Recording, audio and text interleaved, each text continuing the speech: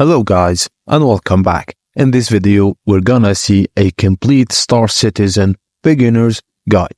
So follow up to see the principles of this game and how to use some stuff in it.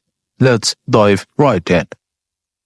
With the update of 3.18, salvaging was introduced as a gameplay feature, allowing players to escape materials from ship hulls and repurpose or sell them. The persistent entity streaming feature enables salvaging of ships that have been left in the universe for weeks. Some of the best salvaging ships are Aegis Reclaimer, Drake Vulture, because it is smaller storage suited for solo operations through an additional crew member can help with cargo management. To do salvaging, it's similar to mining. Enter salvage mode and therefore the Reclaimer salvage operators manage these modules separate from the pilot.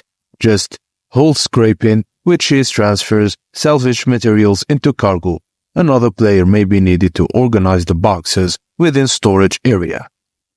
And the multi-tool use can be used at a reduced or reduced rate of salvaging, especially useful for on-the-spot repairs.